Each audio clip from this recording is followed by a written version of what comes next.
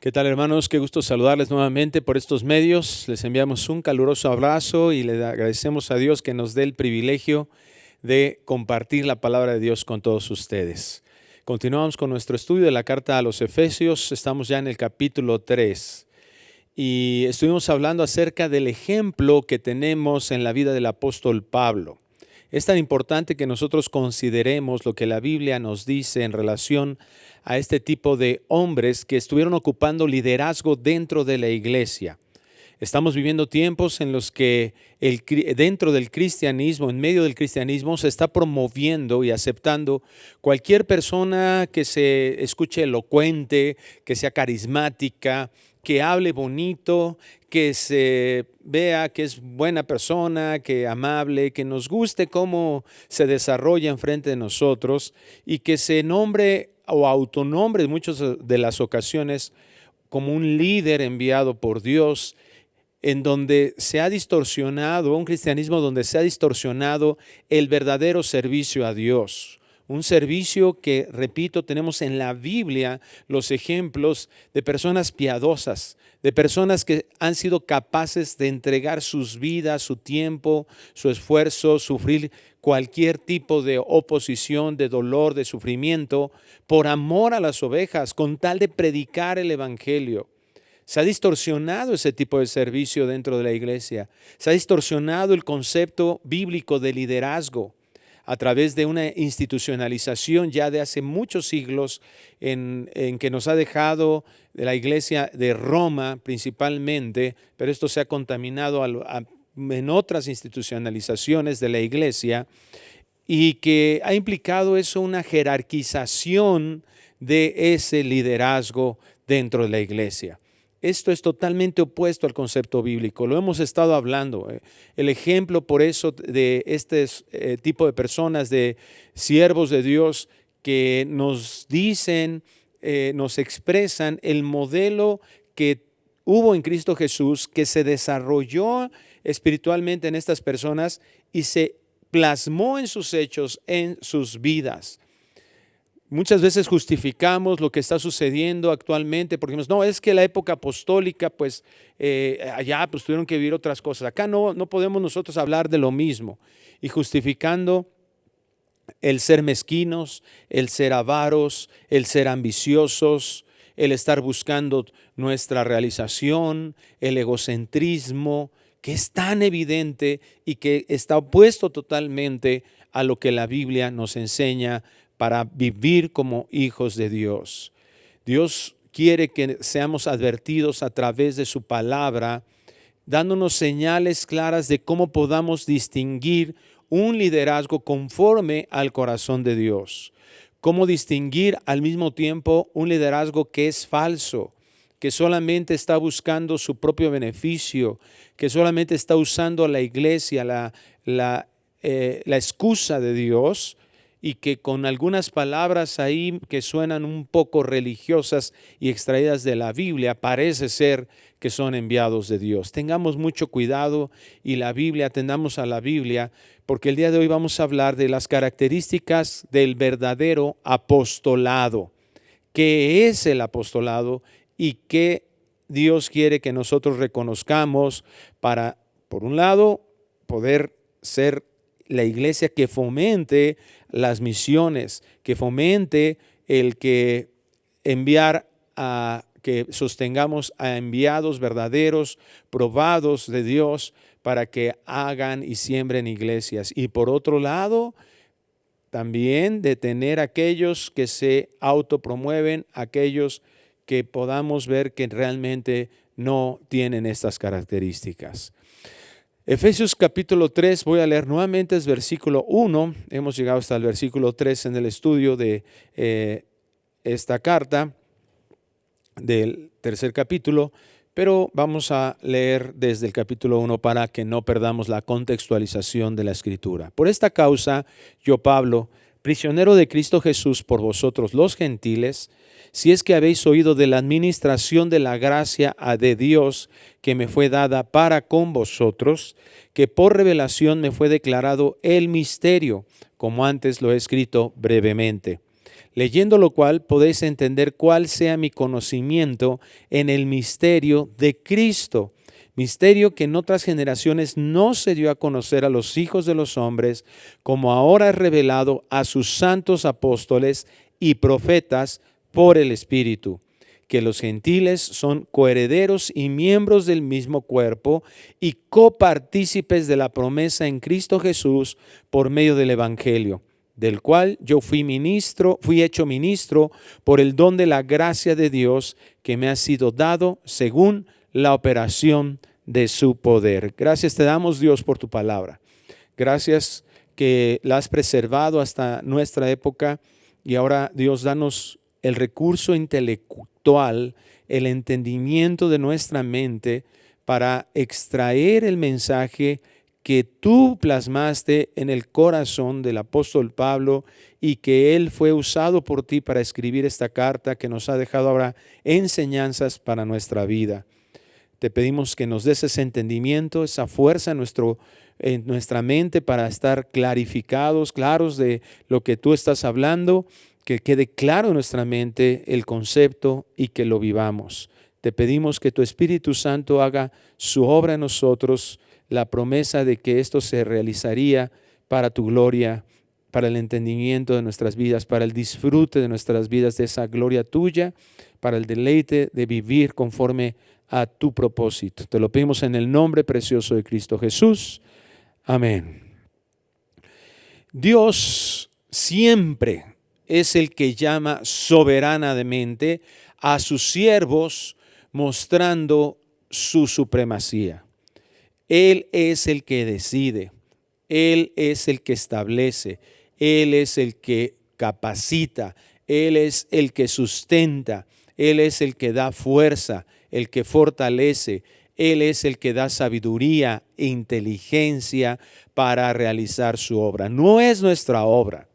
Jesucristo les decía a sus apóstoles, orad para que el Señor de la mies envíe obreros, porque la mies es mucha y los obreros pocos. Pero Él es el Señor, Él es el dueño de la obra, no nosotros. No podemos nosotros considerar que porque yo ya he hecho muchas cosas en la obra de Dios, entonces esta es mi iglesia. Yo soy el dueño de estas ovejas. Estas ovejas se convirtieron y entonces son mis ovejas. Nos equivocamos. Son ovejas del Señor. El único que pagó con su sangre para que esas ovejas hayan sido salvadas, sean arrancadas del infierno, es Jesucristo. Y a lo largo de toda la Biblia vemos que Dios es el que levanta, el que salva, el que regenera, el que hace la obra en el corazón humano. Es la gracia de Dios y no nosotros los que podemos cambiar el corazón. Dios siempre ha llamado entonces soberanamente a sus siervos para participar de esta obra. El llamado a ser parte dinámica del plan eterno de Dios ha implicado siempre, inclusive, un momento que no ha sido sencillo, un momento que no ha sido fácil. De hecho, ha sido en la mayoría de los casos un suceso traumático, un suceso que ha causado estupor, que ha causado extrañeza, que ha causado duda en muchos casos inclusive. Cuando Dios llama, por ejemplo, a Noé ahí en el libro de los Génesis, ¿verdad? El libro de los principios, de todo cómo inició todas las cosas Dios. Vemos a un Noé que cuando recibe el llamado de Dios para hacer un arca, todos lo catalogaron como loco. Todo el mundo se burlaba de él. Y estuvo no 1, 2, 3 meses trabajando, estuvo décadas, decenas de años trabajando en esta labor. Y todos burlándose de él. Es la fe en ese llamado de Dios, en eso que Dios nos encarga, lo que nos hace prevalecer. Es la fortaleza que Dios da a través de esa fe que Dios nos regala, lo que nos permite hacer y completar cada una de las labores que Dios nos ha encargado. Noé fue sostenido por esa fe, y a pesar de que todos sus contemporáneos, sus vecinos, le decían: ¿para qué quieres hacer una arca? No, estás loco, eso no va a pasar, nunca va a suceder eso que tú dices, aquí ni mar hay, Noé. ¿Cómo vas a pensar? ¿Cómo te vas a llevar ese barcote hasta allá, hasta el mar? Estás medio loco, Noé, deja de hacer eso. Muchos de nosotros hemos vivido de esa manera cuando el Señor nos ha llamado a servirle. A su servidor, cuando Dios me llamó a servirle, mi jefe me decía: pero ¿cómo? No entiendo, ¿qué vas a hacer? ¿Cómo? No puedo comprender que tú dejes toda la experiencia, todo el trabajo que has hecho, todo el desarrollo, todo lo que has padecido, todo lo que has aprendido ahora, porque vas a hacer algo totalmente opuesto a lo que has venido haciendo ahora. Entonces Dios nos llama y nosotros tenemos que atender ese llamado. Ese llamado es algo que pone primeramente el Señor en el corazón de forma personal. Por eso Pablo le escribe a Timoteo: el que anhela obispado, buena cosa desea. Y luego pone algunas características, ¿verdad?, que veremos en otra ocasión, pero que realmente es algo que está en el corazón, no un deseo por tú sobresalir, por lograr cosas, por alcanzar metas, no, un deseo por servir a la familia de Dios, un deseo por dar bienestar a otros. Abraham, vemos también más adelante ahí mismo en Génesis, que es llamado y sacado de su parentela. Abraham era un idólatra, igual que toda su familia, lo dicen en el libro de Josué, que fue sacado y a cruzar, ¿verdad?, del otro lado a otra tierra donde no lo conocía. Él tuvo que abandonar la seguridad familiar, él tuvo que abandonar la seguridad económica, la estabilidad económica, para aceptar el llamado de Dios de servirle. Isaac recibió también el rechazo de su propio padre para continuar, para seguir en el momento en el que, porque muchas veces vemos a nosotros a Abraham como el ejemplo de fe en el que lleva a Isaac a ser sacrificado. Pero a veces no nos ponemos a pensar: ¿y Isaac? Que te das, o sea, de repente ver que tu padre extiende un cuchillo para rajarte el corazón, ¿verdad?, para quitarte la vida. Eso fue algo traumático también para la vida de Isaac. Pero ahí Isaac también fue formado, ahí Isaac también recibió un llamado al servicio a Dios, en el entendimiento de que no importa lo que cueste, saber que si Dios pide algo, hay que dárselo. Aquí el asunto importante, debido a la pecaminosidad del hombre, es que hay que tener ese cuidado, por supuesto, de saber que es un verdadero llamado de Dios y que Dios proveerá todo lo que sea necesario. Y Dios proveyó a Abraham porque sabía que si Dios le pedía esto, pues porque dice en el Hebreos 11, sabía en la fe, creía en Dios, que Dios tenía el poder para resucitar al mismo Isaac. Entonces eso había en el corazón de Abraham siempre, creer en Dios. Jacob y Moisés sufrieron el exilio. Fueron sacados también para ser trabajados sus corazones para lo que Dios había previsto que tenían que cumplir en su obra. Fueron confrontados con sus delitos, fueron confrontados con sus defectos físicos. Mira, qué interesante que estos dos patriarcas padecieron de lo mismo, Jacob y Moisés. Moisés con su tartamudez y Jacob fue herido en ese encuentro con el ángel del Señor. Entonces fue herido y estuvo cojo a partir de ahí. Entonces, todo esto fue parte de cómo Dios trabajó en sus vidas, preparó sus vidas para hacer lo que tenían que participar. Tenían que ser formados, ser forjados en sus vidas para el servicio al Señor. José, otro rechazado, casi asesinado por sus hermanos y después condenado injustamente. José, vemos a un José con un corazón a sus padres: no vienen mis hermanos, yo voy, papá, heme aquí, yo voy a buscarlos. Y va a buscarlos y lo único que recibe fue pues que lo vendieran. Un rechazo de sus propios hermanos, aquellos que deberían de ser parte de la protección, del cuidado, ahora ellos mismos lo entregaban con alguien que lo iba a esclavizar.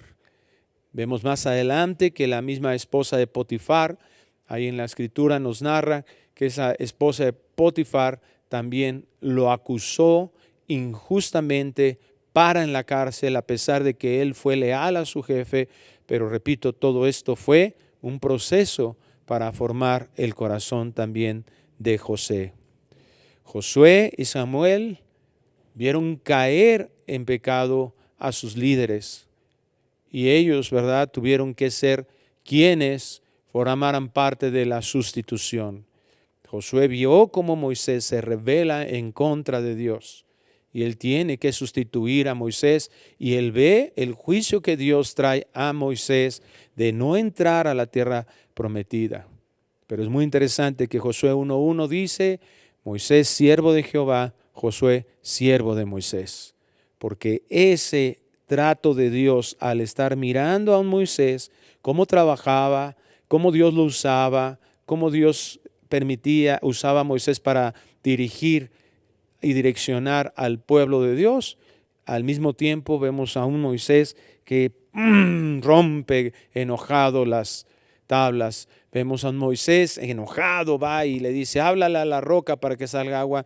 Yo me la sé. Orgulloso Moisés: yo me la sé. Pues la vez pasada le pegué y salió agua. Pues yo me la sé. Pum, le pega y no sale agua. Tiene que pegarle 2 veces. Sale agua a pesar de su desobediencia. Pero Dios le dice: por este acto no entras a la tierra prometida.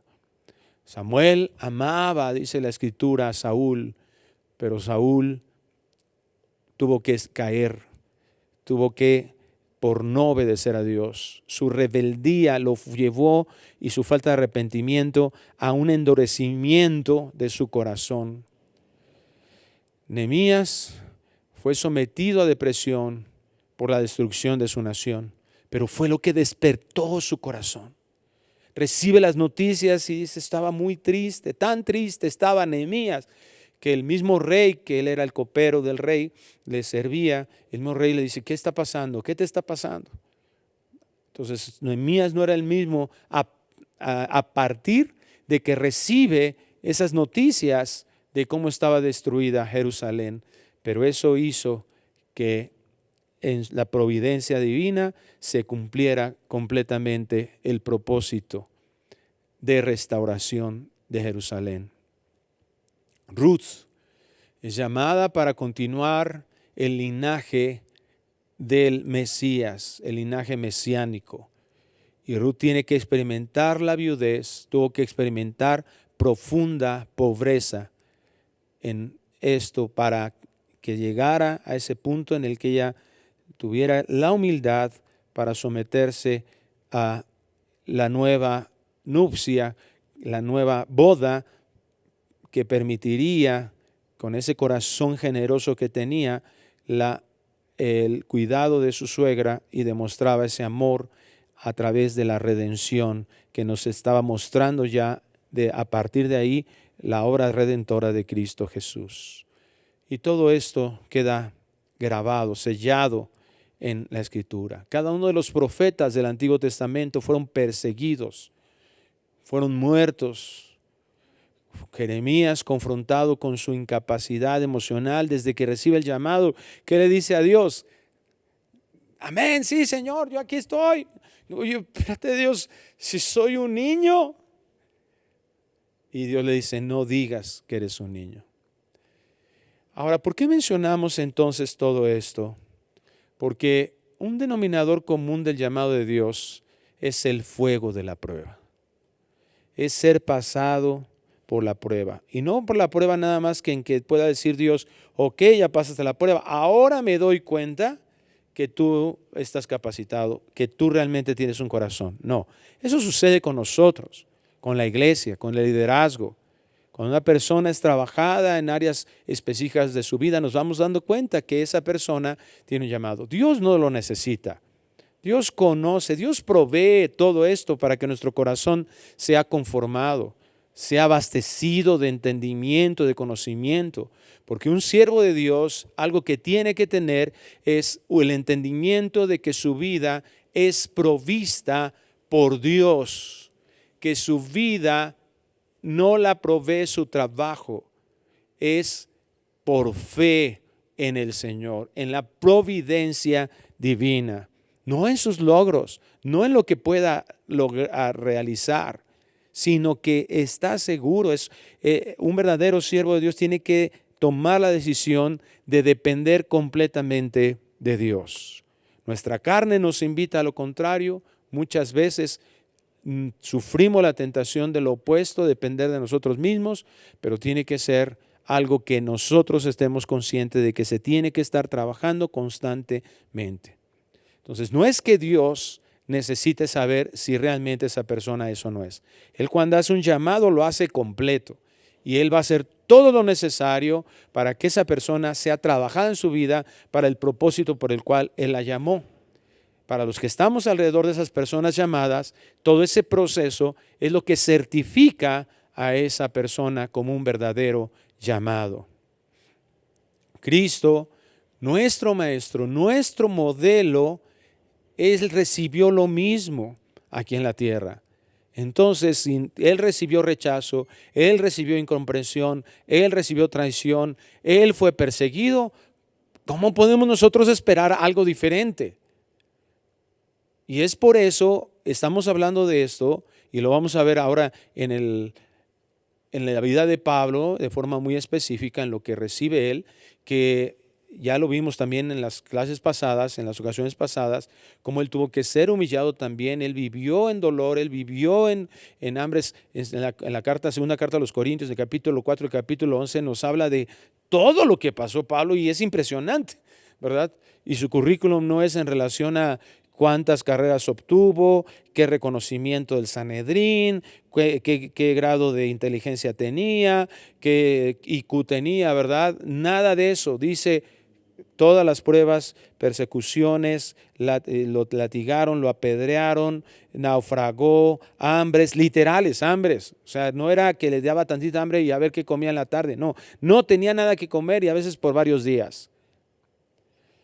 Entonces vemos que Pablo, que era todo lo opuesto en relación a su propia persona, su relación natural a sí mismo, pues su característica de personalidad era altivo, era impetuoso, tuvo que ser humillado en un encuentro en Cristo camino a Damasco, en la presencia de Cristo, que esa presencia fue tan impactante y tan traumática en su vida que le provocó una ceguera física literal, que tuvo que después ir a Ananías ahí, y dice que se le cayeron, a orar por él, y se le cayeron como escamas de sus ojos y volvió a ver. Y vamos ahí a Efesios 3:3. Entonces, el denominador común para un llamado verdadero de Dios es el fuego de la prueba, en que se demuestra qué hay en el corazón de esa persona. Efesios capítulo 3, versículo 3, escribía Pablo: que por revelación me fue declarado el misterio, como antes lo he escrito brevemente, leyendo lo cual podéis entender cuál sea mi conocimiento en el misterio de Cristo, misterio que en otras generaciones no se dio a conocer a los hijos de los hombres, como ahora es revelado a sus santos apóstoles y profetas por el Espíritu. Qué hermoso que el Señor nos dé la definición de todas las cosas, incluyendo aquí qué es un misterio. Un misterio es aquel conocimiento que solo lo puede dar el Espíritu Santo. Es algo que da el Señor a través de una revelación, como lo dice aquí. Ahora revelado a sus santos apóstoles. Y entonces aquí vamos a empezar a definir lo que es el ministerio apostólico de Pablo. Pablo está describiendo características ahora de este ministerio apostólico, que en principio era un ministerio genuino, y que vamos a ver cuáles eran estas características. Número uno, el apostolado o el ministerio apostólico inicial está caracterizado porque había sido inspirado. Es decir, Dios directamente le había dado este conocimiento, el Espíritu Santo le había proporcionado el entendimiento de estas cosas. Vamos nuevamente ahí a Gálatas capítulo 1, versículo 11, donde nos habla el Señor también a través del apóstol Pablo, ahora en la carta hacia los Gálatas. Dice Gálatas 1:11, mas os hago saber, hermanos, que el evangelio anunciado por mí no es según hombre. La semana pasada lo habíamos leído esta parte y que distingue precisamente este ministerio apostólico. Pues yo ni lo recibí ni lo aprendí de hombre alguno, sino por revelación de Jesucristo. Entonces, aquí está, esta característica es muy importante. Ahora, esta característica, vamos a ver más adelante, ya no está en el concepto de apostolado que podríamos llegar a usar actualmente. Este apostolado es exclusivo para los que Dios determinó y el canon bíblico, es decir, la revelación que Dios ha dado de forma directa a un hombre, está cerrado. A partir del momento en que se cierra en Apocalipsis 22 el canon, el último libro inspirado, a partir de ahí todo lo demás le llamamos iluminación. El Espíritu Santo dándonos a conocer lo que está ahí escrito en la Biblia, desde Génesis hasta Apocalipsis. El entendimiento de esas cosas es una obra del Espíritu Santo de igual manera, pero ahora ya no hay una revelación nueva. Alguna ocasión, una persona que asistía a nuestra congregación decía que en una iglesia donde él había estado, esta persona había estado ahí, dice que el domingo en la mañana llegaba el pastor, el pseudo pastor digo yo, y les decía, bueno, ayer en la noche estaba yo en mi casa y bajó Jesucristo de una nave, llegó a mi casa, así, y tú puedes decir, ¿qué fumada es esa? Bueno, así les decía este hombre. Y la gente ahí, eso es lo que me impresiona más. Que haya un loco, bueno, pues a lo mejor no nos debe extrañar mucho, pero haya cuántos locos que escuchaban eso y le creían, ¿verdad? Entonces, bueno, esta hermana por eso salió de ahí. Entonces se llegaba ahí, que se bajaba y que le dictaba el Señor Jesús qué era lo que tenía que predicar al otro día. Bueno, eso no nada más es una locura en el sentido común, es totalmente una herejía, es totalmente antibíblico. Los apóstoles, por eso hay una línea teológica en la actualidad que está determinando que ya no hay un apostolado, que ya nadie se puede caracterizar con el nombre de apóstol. Vamos a ver que la palabra apóstol, su significado lo podemos volver a usar o seguir usando, pero si hay una exclusividad, cuando menos, de este tipo de apostolado. Y si alguien viene y te dice que él recibió una revelación nueva del Señor, de Dios, entonces esa persona o se está equivocando en los términos o es un falso maestro. Hay que tener mucho cuidado. Estamos escuchando muchas cosas que son atractivas a la mente, que son muy atractivas al intelecto, que se van apegando a nuestra carne y entonces, y nos hablan de humanismo. La otra vez un pastor muy famoso, lo oyó mi hijo directamente, esa predicación, y mi esposa. Muy famoso en las redes sociales, su iglesia está creciendo de forma impresionante. Y repito, lo que a mí me impresiona es de que haya personas que sigan cristianas y que digan que la Biblia es la autoridad de sus vidas y que ni siquiera se estén dando cuenta las herejías que les están predicando y que las aplaudan y que las acepten y que las reciban. Tengamos mucho cuidado con ese conocimiento que se alinea con nuestra carne, que satisface nuestra carne y que nos hace sentir que estamos escuchando palabra de Dios. Este hombre decía que Dios nos hizo creadores. Si él dice que está predicando de la Biblia, entonces no puede estar confundiendo un término secular con un término bíblico, que son totalmente diferentes. Te voy a poner un ejemplo de esta diferencia. Tú lee en el diccionario lo que significa amor y ve a 1 Corintios 13 donde está la descripción de amor y vas a darte cuenta de las tremendas diferencias que existen. Ve al diccionario secular a lo que dice fe y compáralo con Hebreos capítulo 11 de lo que es la fe. Y te vas a dar cuenta de la tremenda diferencia. Y aquí es lo mismo. Si yo digo que soy un predicador de la Biblia y utilizo un término secular que confunde y se confunde con el término bíblico, entonces estoy prostituyendo mi ministerio. Este hombre decía que Dios nos había hecho creadores, que Dios nos había hecho para hacer eso. Y si nosotros estamos diciendo, si utilizamos el término secular, una persona creativa es alguien pues que genera algo original. Es decir, genera un poema, una canción, una melodía que antes no se había escuchado, etc. Pero esa persona no está creando en el término bíblico. El término bíblico de creación es que el único que puede tener esta característica es Dios.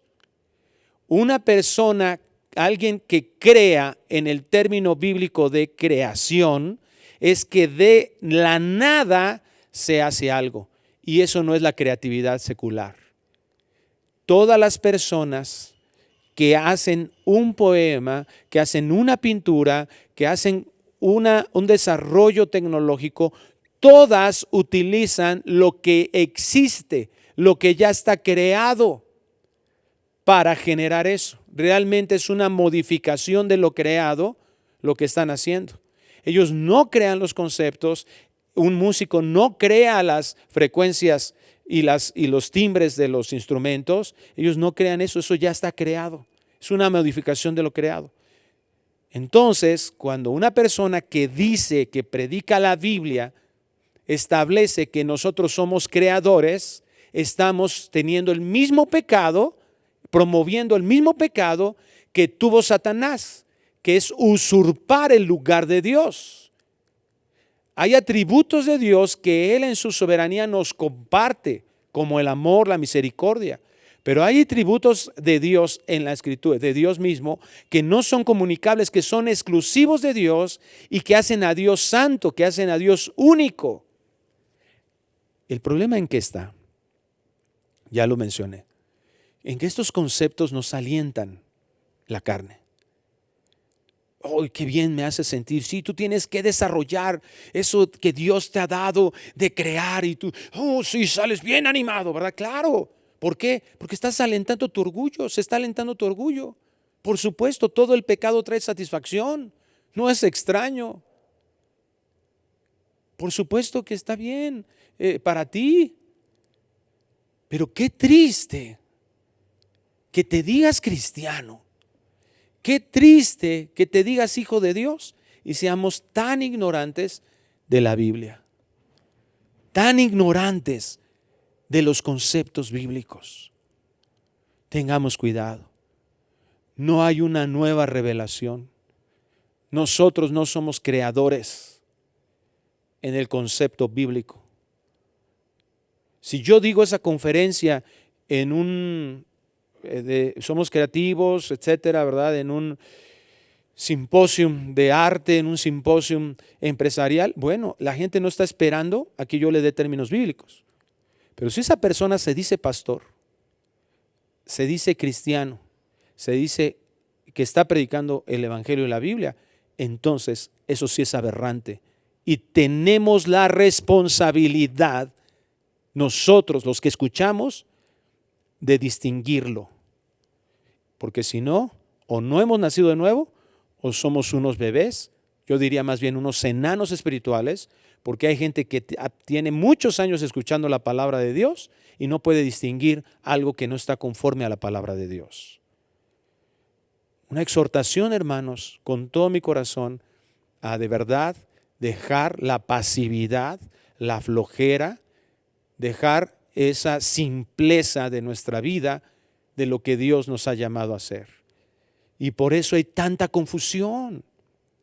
Por eso el apóstol fulanito, y ahí va toda la gente, ay, pues a ver qué me va a brindar el apóstol. Es eso, ¿te das cuenta? Yo qué puedo recibir de ese profeta, yo qué puedo recibir de ese apóstol. Al final del día, un falso maestro es gracias a que hay muchos falsos seguidores.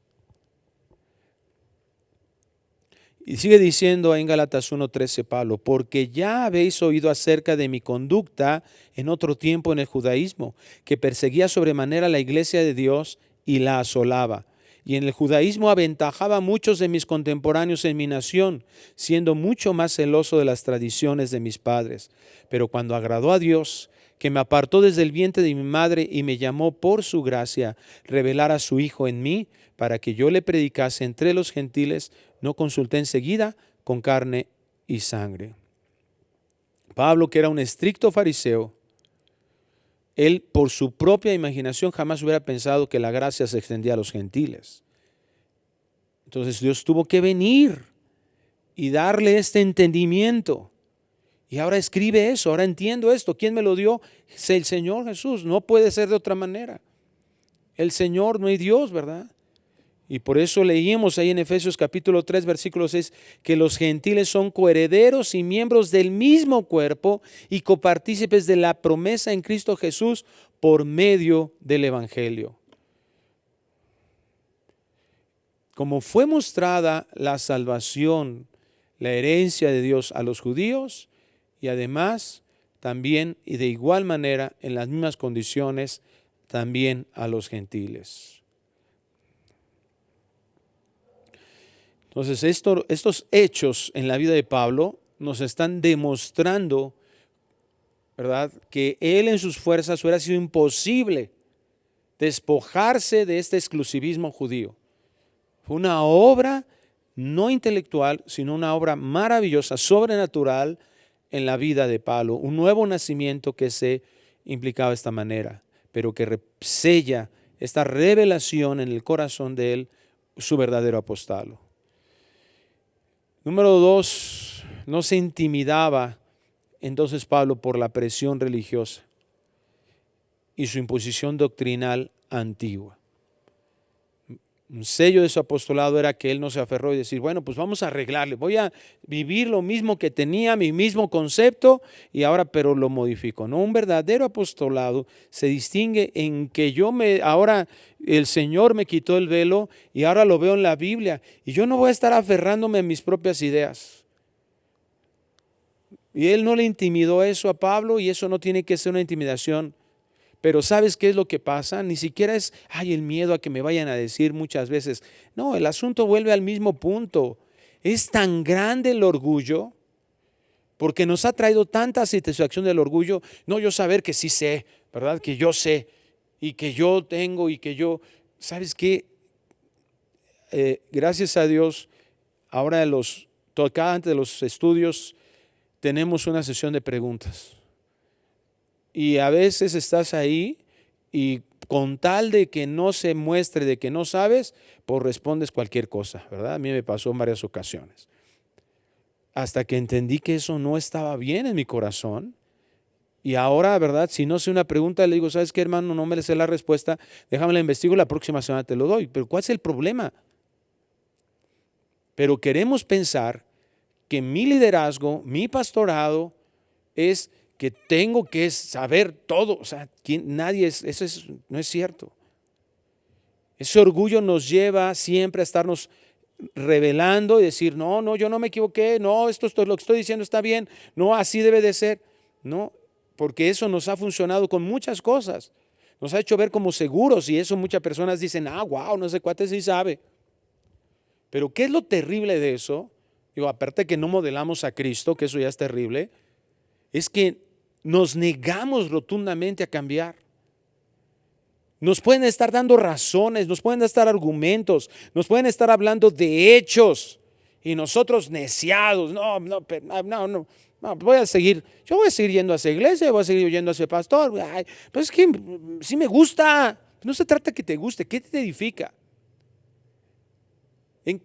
Escuchar eso que estás escuchando, las cosas de esa manera, ¿te ha hecho a ti ser más como Cristo? Y algunos responden, sí, porque ahora ya no soy. ¿Estás dispuesto a sufrir por Cristo? ¿Tomas tu cruz todos los días negándote a ti mismo o sigues siendo el mismo egoísta y que utilizas hasta la iglesia para fomentar tu egoísmo. Utilizas todo lo que tienes alrededor de ti solamente. ¿A quién sirves? ¿Cuándo fue la última vez que visitaste a alguien al hospital? ¿Cuándo fue la última vez que visitaste a alguien en la cárcel? ¿Cuándo fue la última vez que renunciaste a tu comodidad por darle comodidad a alguien? ¿Cuándo fue la última vez que le llevaste algo de comer a un hermano que no necesitaba? No, pues es que yo nunca he sabido de alguien que esté en esas condiciones. Ese es el problema, lo que mencionamos la ocasión pasada. Tú eres uno de los divisores de la iglesia porque estás aislado. Nadie sabe de ti y por eso tú nunca te enteras de ninguna necesidad de alguien más. Porque todo está centrado en tu mente, en ti mismo.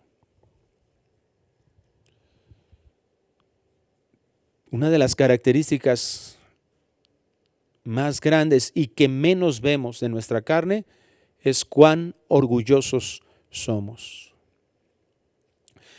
El príncipe de los pastores, de los predicadores, Charles Spurgeon, pastor en la catedral de Londres del siglo XIX, dijo estas palabras: confesar que ayer estabas equivocado es solamente reconocer que hoy eres un poco más sabio.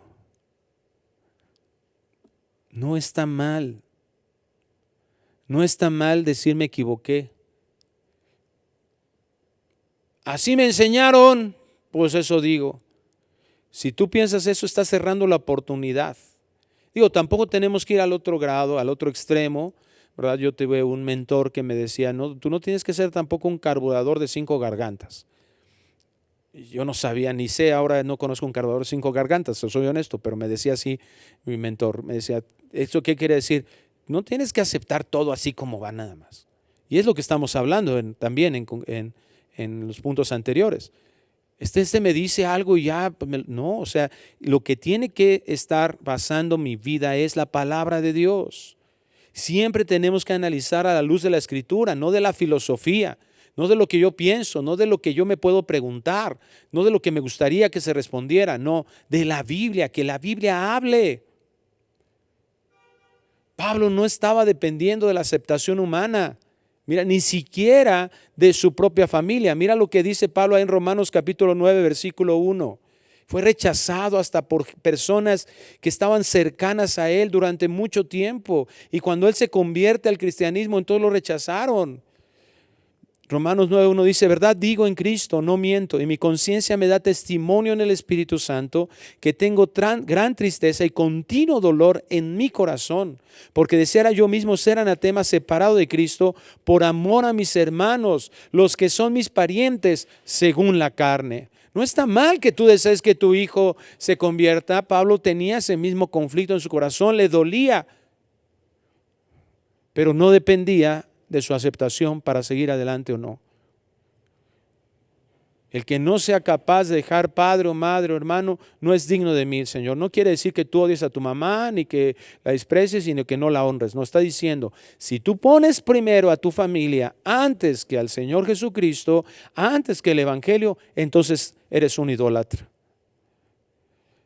Un llamado real permanece en congruencia a la palabra, no en su propia necedad, no en sus propias decisiones ni sentimientos, en obediencia al servicio de la salvación de otros, no a nuestra propia agenda personal. Como dije hace un momento, este tipo de apostolado quedó cerrado cuando el canon bíblico se cerró. Esta revelación terminó. Apocalipsis 22:18 dice, yo testifico a todo aquel que oye las palabras de la profecía de este libro. Si alguno añadiera a estas cosas, Dios traerá sobre él las plagas que están escritas en este libro. Ya no hay una inspiración, ya no hay una revelación directa, hay iluminación, que es entender lo revelado. Lo que está en contra de lo revelado, dice Gálatas 1:8, dice Pablo, el que enseña un evangelio diferente sea anatema, debe ser desechado, no sirve. Y tenemos que entender, está de moda una frase actualmente en la iglesia cristiana. No, es que no debemos preocuparnos por la doctrina. Qué terrible es eso. Qué terrible, porque son palabras muy, muy semejantes a las que Satanás utilizó para hacer caer a Eva y a Cristo. Perdón, a Eva y a Adán, ¿verdad? Tenemos que tener mucho cuidado. Satanás es experto en desviar sutilmente la palabra de Dios. ¿Qué le dijo la serpiente a Eva? Con que Dios dijo. O sea, no es tan importante. No, o sea, es que la doctrina divine, no, la verdadera doctrina une. La verdadera doctrina con un corazón humilde nos va a unir. La doctrina bíblica, si estamos dispuestos a tomarla y a vivirla, nos va a unir. El que no está dispuesto a escuchar la doctrina ya está dividiendo, porque está poniendo en primer lugar su propio pensamiento, está valorando su propia opinión. No estamos queriendo nosotros imponer doctrinas humanas. Volvamos a la Biblia. Que le demos calidad de palabra de Dios a la Biblia. Que no venga el diablo a través de sutilezas a decirnos, no es tan importante. ¿Por qué? Así cayó Adán y Eva. Fue el acontecimiento que causó un conflicto cósmico. Dice Romanos que hasta el universo gime, la tierra gime. El pecado, ¿y de qué? Con la misma sutileza. ¿Cómo fue Satanás con Cristo? Con sutilezas bíblicas. Claro que es importante. ¿Cómo no va a ser importante la doctrina? La enseñanza bíblica, eso es doctrina. Regresamos a Efesios capítulo 3, versículo 7, dice, del cual yo fui hecho ministro por el don de la gracia de Dios que me ha sido dada según la operación de su poder. El llamado de Dios para salvación y para servirle no es dado debido a alguna capacidad humana. Como ya lo vimos, Moisés no tenía capacidad de elocuencia y fue llamado. Se piensa que Pablo tenía algunos conflictos en su físico, probablemente en su vista. Se piensa que Pablo no era una persona muy carismática y atractiva físicamente hablando. Sin embargo, fue usado por Dios. Pero actualmente está corriente, ¿verdad? Vemos un pastor cómo se viste, entonces me atrae. Cómo habla, entonces me atrae. ¿Qué dice? ¿Quién sabe? Pero me atrae. Yo quiero ser como él. Yo quiero vestirme como él. Yo quiero expresarme como él. Aunque diga barrabasidades. Aunque diga herejías. Y es la imposición del mundo a mi vida. ¿Cómo estoy alineado a este siglo, conformado a este siglo? Es más importante de cómo se vista, es más importante la intelectualidad que realmente esté explicando la Biblia y que me comparta la Biblia. Un llamado de Dios para el servicio nunca deja de ver la gracia, como dice Pablo aquí, un regalo que no podemos entender, incomprensible, después de lo que habíamos sido. Pablo era un perseguidor y lo menciona y lo dice, pero se sabía perdonado. Y esa gracia, dice ahí, fue hecho ministro. Fue hecho por Dios ministro. No es una autopromoción. Tengamos cuidado, los que estamos ocupando liderazgo, somos muy tendientes a tener rémoras en nuestra vida, en el ministerio. Aquellos, ¿verdad?, que están ahí y que son halagadores y que también tenemos un problema muy grave con nuestro orgullo. Porque son aquellos, ¿verdad?, que nos están, ay, sí, pastor, hoy qué bonita predicación, pastor, hoy qué bonito y qué aquello. Mira, ten cuidado con aquellos que les preguntas la hora y te responden, ¿qué hora quieres que diga? Eso no es la labor de un siervo de Dios y no podemos tener personas cerca así, ¿verdad? De eso, tenerlos cerca y estarlos poniendo y darles responsabilidad. Al contrario, necesitamos, como lo decíamos la semana pasada, necesitamos personas que nos ayuden con nuestra disciplina personal. Es de agradecer a Dios que tengamos a alguien cercano que nos diga, oye, creo que esto que dijiste no estuvo bien. creo que tengo que tener que cuidado con esto otro. De verdad es una bendición. Yo puedo decir nombres y apellidos de personas que nos ayudan con eso en nuestra vida. Nuestra esposa, por ejemplo. Personas que dicen, oye, creo que esto que está pasando en tu vida familiar no está bien. Gracias a Dios hay algunos hermanos que no tienes idea cómo los estimo. Qué hermoso es que me vengan y me digan y me hayan dicho en relación a cuestiones de mi familia. No tan solo mis pastores, por supuesto que es una bendición tremenda, hermosa. Pero hay hermanos, algunos que he discipulado, que he estado con ellos y que vienen y me enseñan algunas cosas que por estar en contacto con ellos y hay que escucharlas. Hay cosas que me han costado mucho trabajo, honestamente, aceptar también, pero es un trabajo de Dios y no tenemos que renunciar a ello. Pero si creemos que tenemos nosotros toda la verdad, porque ya tengo tantos años en Cristo y yo nací en cuna cristiana y pues todas las semanas he escuchado y mi papá era pastor, estamos perdidos. Y si estamos ocupando un liderazgo, tengamos mucho cuidado porque el orgullo sigue ahí. Y si le damos, mira, es como el carbón que ahí que se está apagando y parece ser que ya la obra de Dios ya está hecha en ti, ¿verdad? Pero nada más le soplas tantito, ¡fum! Cuidado. Nos equivocamos mucho de esos lambiscones que están ahí alrededor y esos lambiscones lo único que quieren es su propio bienestar. Hay unos que yo les llamo los cisticercos de la iglesia, porque siempre están buscando llegar al cerebro, a la cabeza, al liderazgo. Y empiezan con el primerito. Y ya cuando ya lo usan como escalón, porque ya ahora se van a y cuando menos piensan no consideran la autoridad de y entonces mira, cuando viene al otro tampoco van a considerar la autoridad de y así se van a ir. Hasta que a veces llegan hasta la cabeza del liderazgo y tarde o temprano si nosotros hacemos lo correcto, bueno, va a salir su corazón, pero tengamos cuidado. ¿A quién le estamos dando responsabilidad? Es Dios, es Dios. Y a veces nosotros podemos pensar, pues no se le ve nada, no se le ve como que nada. Hay que formar, hay que invertir y Dios va a determinar quiénes son los que están llamados, pero es Dios. 1 Corintios 1:26 dice, pues mirad, hermanos, vuestra vocación, que no sois muchos sabios según la carne, ni muchos poderosos, ni muchos nobles, sino que lo necio del mundo escogió Dios para avergonzar a los sabios, y lo débil del mundo escogió Dios para avergonzar a lo fuerte, y lo vil del mundo y lo menospreciado escogió Dios, y lo que no es para deshacer lo que es, a fin de que nadie se jacte en su presencia. Puedes tener mucho conocimiento de la Biblia, pero si no hay un corazón trabajado por Dios, vas a terminar autoenalteciéndote.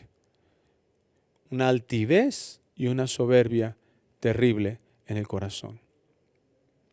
Por eso lo que le llamo el trato afloja todo, lo que mencionábamos al principio. Dios trabajándote, ¿verdad? Así como esos vistecitos que tienen que estar, para que estén mejor hechos en el sartén, hay que aplastarlos, ¿verdad? Así Dios utiliza eso. Hay que trabajar. La carne es terrible. El aguijón que hace depender de Dios es necesario en la vida de todos nosotros. Pablo lo entendía muy bien. Del cual yo fui hecho ministro por el don de la gracia de Dios que me ha sido dado. La Biblia de las Américas lo tradujo, del cual fui hecho ministro conforme al don de la gracia de Dios que se me ha concedido. Todo lo vivido es usado para hacer evidente y testificar de las excelencias divinas, no de las nuestras. Pedro también fue zarandeado como el trigo para confirmar luego a sus hermanos. José entendió todo lo que pasó y luego cuando vienen sus hermanos y él tenía el poder para nada más decir a los soldados, mátenme a estos cabezones que me hicieron tanto daño, le dijo, tranquilos, Dios lo permitió para un fin, dar vida. Según la operación del poder de Dios, para que Dios sea el que reciba el reconocimiento, la gloria, no el hombre, no ninguno de nosotros. El deseo de recibir gloria debe sucumbir ante la realidad de la que el único digno de recibirla es Dios. Tengamos mucho cuidado de aceptar o promover personas que ocupen el liderazgo en la iglesia que no estén enviadas por Dios. En verdad, un verdadero llamado debe ser confirmado debido al testimonio de la persona, certificado por la iglesia, y así nosotros debemos aprender a reconocer el verdadero apostolado. Apostolado, apóstoles, apostolos, que es enviado. Podemos utilizar esa palabra, la podríamos utilizar, pero en el sentido correcto de lo que acabamos de aprender. Un apóstol ya no recibe una revelación nueva, pero si un apóstol puede ser aquel, a veces lo utilizamos como un misionero, como un enviado a abrir iglesias, a sembrar iglesias. Bueno, ahora le llamamos misionero, está bien, en la palabra como tal, un mensajero con autoridad de otro podría llegar a utilizarse, pero no de la forma en que terriblemente actualmente se está utilizando, como una jerarquización, como ese apóstol ahora es mayor que todos los demás, que ahora tienen mejor, y lo único que estamos provocando desafortunadamente es un enaltecimiento al hombre, que hasta esos mismos hombres son destruidos en su corazón y en su vida. Es terrible cómo estamos viendo que ahora esas personas están sufriendo tanto, ¿verdad? Acabamos de enterarnos hace algunos meses de uno de ellos que tuvo que pasar por un divorcio, otros que están ahí teniendo conflictos en relaciones, etcétera. Qué difícil, qué doloroso, porque la iglesia nos hemos alejado de la palabra de Dios. Regresemos a ella como eso, como Dios hablando a nuestras vidas. Vamos a orar. Padre, gracias por tu palabra, síguenos guiando, sigue llenando nuestras vidas de tu conocimiento, pero no tan solo que se quede en la mente, sí ayúdanos a recordarlo, pero principalmente para que esté en nuestro corazón, que sean nuestros deseos, que sea nuestra forma de pensar, de hablar, de vivir para tu gloria. Señor, que tengamos mucho cuidado como iglesia, como cuerpo tuyo, a quien, Señor, se le está brindando autoridad, y que esto sirva, Señor, para que tu nombre sea honrado como Dios. Te bendecimos y te damos gracias por tu palabra. Guíanos en ella. Te lo pedimos en el nombre de Jesús. Amén y amén. Que Dios les bendiga, hermanos. Les mandamos un fuerte abrazo. Que el Señor les guarde.